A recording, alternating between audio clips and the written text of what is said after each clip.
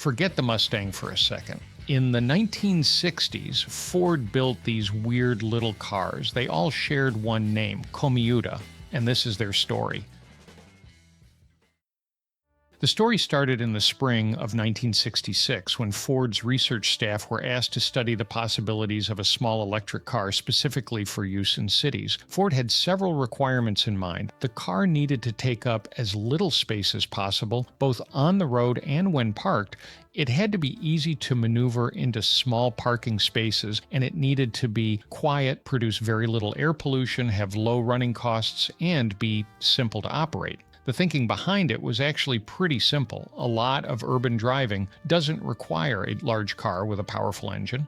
If you're driving through a city, making short trips, looking for a parking space, or going shopping, something much smaller could make a lot of sense. Ford believed electric cars could have some particular advantages in those situations, although the technology was still relatively new to the company and to the automobile industry. The research program was submitted in May 1966 under the name 430E, and after several months of working out the basic concept, design work began in July. By that point, the car had received its much more memorable name Comuta, taken from commuter. The Comuta was just 6 feet 8 inches long. Ford pointed out that this was less than half the length of a Cortina, and the original announcement even compared its size with a Mustang. The car was only 49.5 inches wide and 56 inches tall, and its wheelbase measured 53.5 inches. The Comuta was designed to be parked end-on to the curb, inside the normal lines of a street-side parking space. That meant 3 of these cars could fit into one normal parking meter space, 3 cars where one normally goes. Inside, Ford had to make the most of every inch. The passengers sat more upright than they would in a conventional car, which helped keep the car short and created room for the batteries within the wheelbase. That battery placement also helped maintain a good distribution of weight across the 4 wheels. Despite the tiny exterior, Ford claimed the cabin could accommodate 2 adults in the front and 2, or even 3, children behind them. There was room for shopping too, which was particularly useful since Ford was specifically thinking about suburban shopping trips when it developed the car. The body itself was made from resin-bonded fiberglass and sat on a steel chassis. Ford used what it described as a backbone with ribs construction, with the steel sections integrated through spot welding. Ford used that central structure to accommodate several of the car's systems, including parts of the suspension and the airflow system that would later help cool the motors and heat the cabin. The Comuta had independent suspension on all 4 wheels. The front suspension used a variation of the leading arm principle combined with a Neidhart springing unit, while the rear used a similar rubber-based springing system. Both ends were fitted with conventional telescopic dampers. The braking system was much more familiar with 7-inch drum brakes on each wheel. Instead of a gasoline engine, the car had 2 electric motors mounted at the rear, with each motor driving 1 rear wheel. Each motor was a 24-volt direct current unit producing 5 horsepower, and the pair had been adapted from existing units supplied for aircraft use. The motors drove through a simple gear arrangement housed in an aluminum casing with drive shafts running directly to the rear wheels. The wheels themselves used tiny 10 by 4.4-inch tires, which seemed completely appropriate when you remember that the entire car was only 80 inches long. The motors were series-wound direct current units and needed forced air cooling. Ford came up with an interesting way of dealing with that heat because the cooling system was connected to the car's heating system. Air could be drawn in from outside and routed through the final drive casing and along the upper channel of the central chassis backbone. As the motors operated, the air passing through the system could pick up heat, and that warmed air could then be directed into the cabin. During cold weather, the system could recirculate air from inside the cabin through the motors and then send it back inside after it had been warmed. Fresh air could gradually be introduced as well, depending on the driver's selection. When the weather got hot, the system could be adjusted to bring cool air through the lower channel of the backbone and into the cabin. That meant the same basic system could provide heated air in winter and fresh, cool air in summer. The driving experience was just as unusual. There was no clutch and no conventional gearbox. Instead, the driver had a single-foot control that replaced the functions normally handled by the accelerator, clutch, and gear change controls in a manual car. The characteristics of the electric motors and their control system gave the Comuta the effect of an automatic transmission. The driver simply selected forward, neutral, or reverse using a separate lever and then operated the single pedal. The electrical control system used thyristors, which allowed large electric currents to be switched on and off at high frequency. Ford used this to reduce the energy that would otherwise be lost as heat in older types of electric vehicle control systems.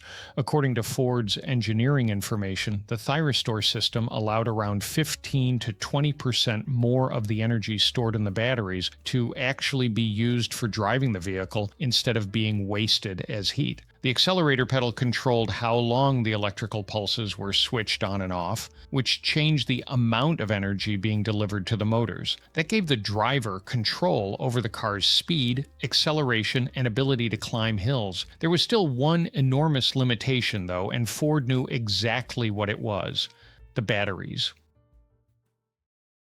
The Comuta used 4 conventional 12-volt lead-acid batteries, each rated at 85 amp-hours.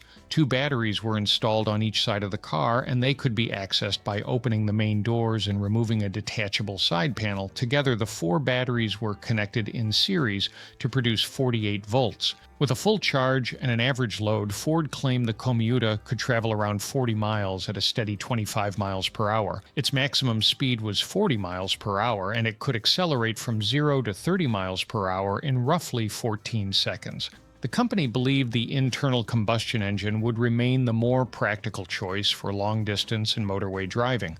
Electric cars, at least at this stage, were being considered for shorter journeys where their characteristics made more sense. And Ford was very open about the fact that the batteries needed to improve. The company said more expensive batteries could provide greater range and higher performance, and it expected advances in battery technology to eventually make electric cars more practical. Charging could be done using a unit mounted on a garage wall or another suitable fixed location. Ford even suggested replacing the depleted batteries with another charge set as a way of saving time. The rest of the car had the equipment you'd expect from a normal road vehicle, including headlights, direction indicators, windscreen wipers and washers, seat belts, and anti-burst door locks. There was also an indicator showing the state of the battery charge. The finished car weighed around 1,200 pounds, measured 80 inches long, and had that remarkably small 18-foot turning circle. Ford gave it a 40 miles per hour maximum speed and a 40-mile range at 25 miles per hour. Then, on June 7, 1967, Ford of Britain unveiled the Comuta at its Research and Engineering Center at Dunton in Essex.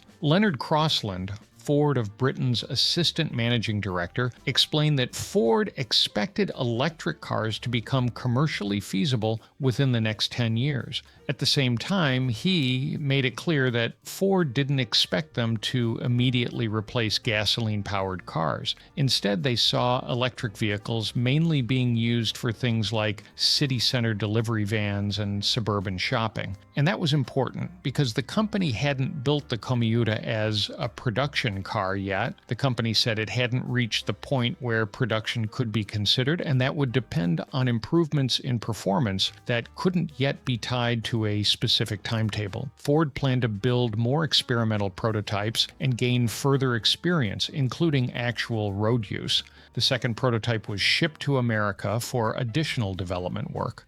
As for exactly how many Comutas were built, the surviving information isn't consistent. Some sources say 2 examples were produced, while others put the number somewhere between 2 and 6. At least one survived, and one example can be seen at the Science Museum in London. The information in this video was gathered from the sources shown on screen. As always, you can find the sources in the Google Doc linked in the description. I recommend checking them out for more details. If you enjoyed this video, there are a couple more on screen you might like. One is about the 10 rarest American off-road vehicles ever built. The other tells the story of the Ford Aurora, a really cool station wagon from the 60s. Otherwise, I'll see you in the next one.